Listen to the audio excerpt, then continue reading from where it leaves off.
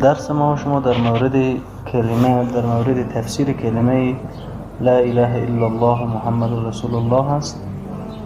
لا اله نیست، تمام مخلوق را از تمام صفات الله متعال و از تمام فعل و افعال الله متعال جل شأنه نفی میکنیم که یعنی اینا هیچ کدام شریک نیستن در ذات الله، در صفات الله، در قدرت الله، در عبادت الله، در اطاعت الله، در امر الله، در نهی الله، در خوف الله و در محبت الله و در تکبر الله جل شأنه. تمام مخلوق شریک نیستن. میگه لا اله. حال اله تفسیرش چیست؟ که اله معبود بر حق است، تمام عبادت ها به ذات الله جل شأنه میشه، یعنی به ذات معبود میشه. و دوم در تمام عبادت ها با الله جل شأنه هیچ کس شریک نمی باشه. و سوم به غیر از معبود بر حق یعنی الله متعال هیچ کس مستحق هیچ نوع عبادتی نمی باشه. و چهارم هر کس را در عبادت ها با الله جل شأنه شریک بسازیم مشرک میشویم، یا غیر الله جل شأنه را عبادت کنیم مشرک میشویم. پنجم هر کس دعوای عبادت ها را برای خود نسبت کند که یعنی بیایید من را عبادت کنید، از من به غیر از شریعت به ضد شریعت اطاعت کنید، امر و نهی مرا به ضد شریعت قبول کنید، این انسان طاغوت می شود.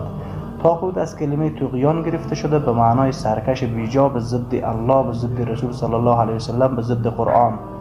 و طاغوت در اصطلاح فارسی به معنای خبیث‌ترین و ملعون‌ترین و نجس‌ترین کافر و کفر بسیار متشدد و افراطی. دیگه هر کس دعوای عبادت ها رو برای خود بکنه. انال عبادت ها چیست؟ تمام عبادت ها شامل امر و نهی الله است.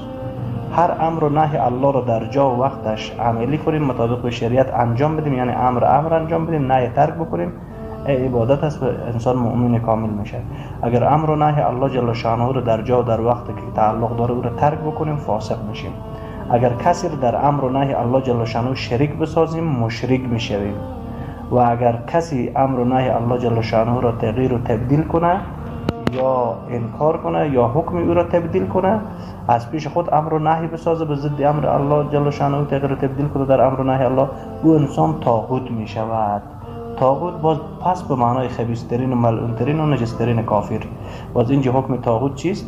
و من یکفر بالطاغوت و یؤمن بالله. الله جل شأنه میفرماید کسی که کفر نکرد به طاغوت، منکر نشد از طاغوت، دشمنی نکرد به طاغوت، مبارزه نکرد در علیه طاغوت، ایمان به الله نداره. یعنی یک انسان وقتی میگه لا اله یعنی من دشمن طاغوت هستم، از طاغوت منکر هستم، به طاغوت در برابر طاغوت مبارزه میکنم و هیچ گپی طاغوت قبول نمیکنم. پس مسلمان باید که به طاغوت کافر بشه، یعنی منکر طاغوت بشه، باز ایمانش به الله جل شأنه قبول میشه. اگه یک انسان نماز میخونه، روزه میگیره، حج میکنه، زکات میده، جهاد میکنه، صدقه میده، اخلاق میکنه، هر عبادت انجام میده، اما از طاغوت بد نمیبره، دشمنی به طاغوت نداره، پس این انسان خودش در کفر داخل است و هیچ عبادتش پیش الله متعال جل شأنه قبول نمیشه. چرا؟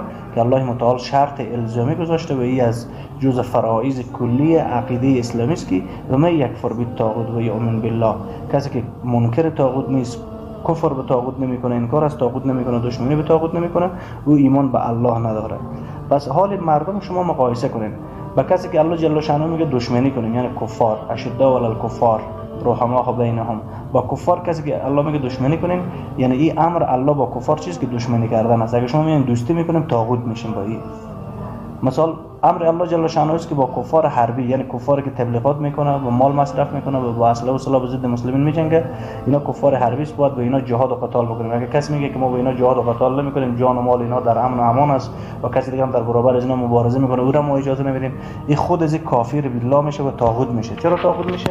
به واسطه که این امر الله را از پیش خود نهی درست کرده و نهی الله را از پیش خود امر درست کرده، یعنی خود را در امر و نهی الله شریک کرده و امر و نهی الله متعال یعنی تغییر داده. پس کسایی که الله متعال میگه که اونا دوستان شما هستن، اگه ما اونا رو به دشمنی خود بگیریم، باز ما چی کردیم؟ ما در امر الله باز از پیش خود یک نهی درست کردیم. و در کسایی که الله نهی کرده دوستی رو با اونها، باید با اونا ما و شما دشمنی به اصطلاح با دوستان الله دوستی کنیم، با دشمنان الله دشمنی کنیم.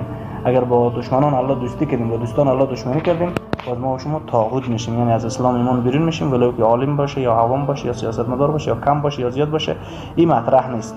و باید مسلمان بفهمه که مسئله کفر به اکثریت اقلیت کار نداره که اکثر مردم همینطور میکنه. نه، اکثر مردم احتمال اشتباه داره، الله اشتباه نمیکنه، رسول الله اشتباه نمیکنه. بعد مسلمان اما حکم الله متعال بفهمه. و این تعریف اول تفسیر کلمه بود. تعریف دومش با درسای بعدی ان شاء الله خواهد شد.